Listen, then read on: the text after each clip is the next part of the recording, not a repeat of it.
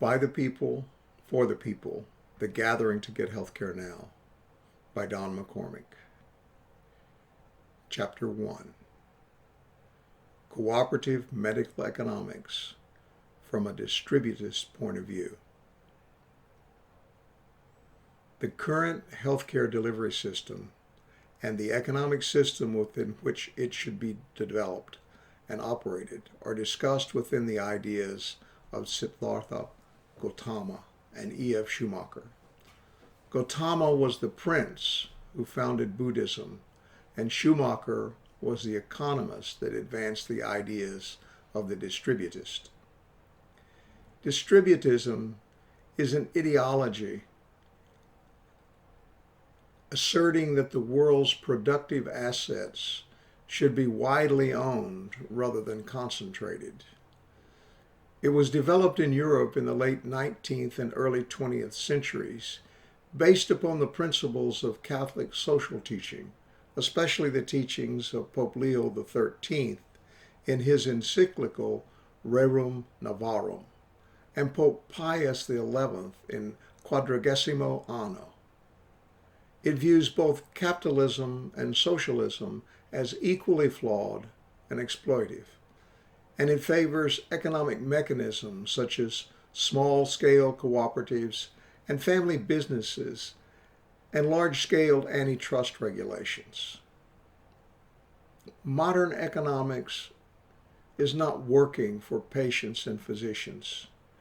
The view of a distributist economist like Schumacher shows a path that could be used to fix a broken healthcare system in which the relief of suffering and stress have been lost in the pursuit of money and are the fame by providers of medical services, administrators, and insurers who seem to control access to care.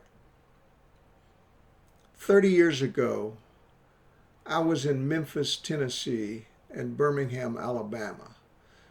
Both places were economically depressed, but each had two very rich enterprises, medical businesses and pawn shops.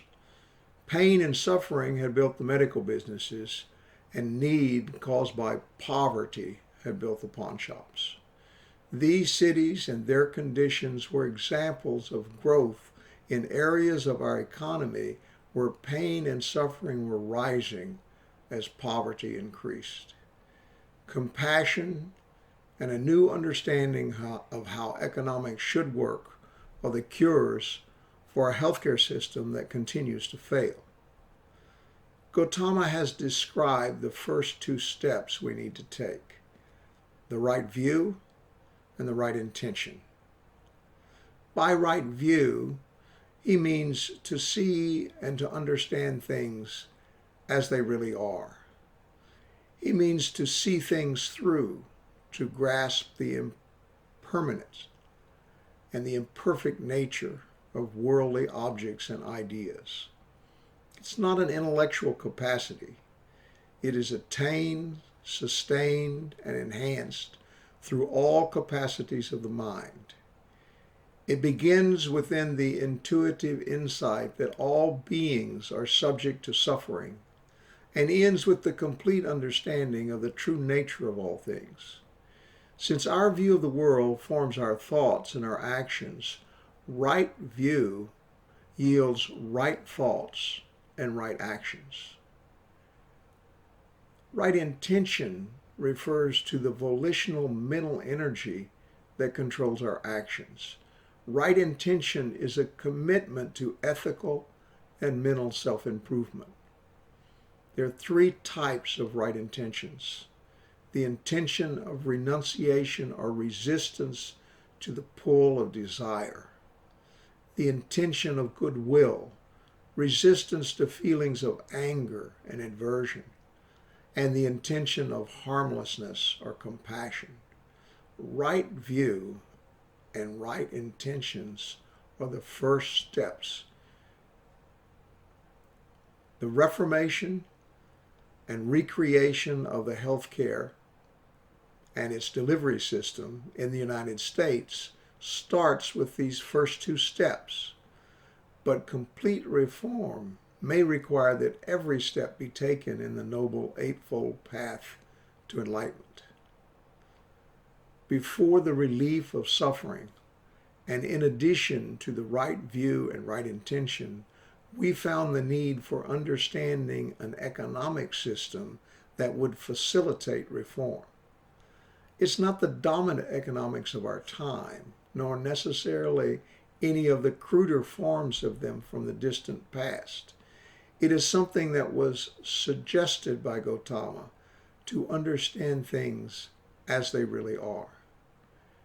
In our time, it's often said that capitalism is dog eat dog.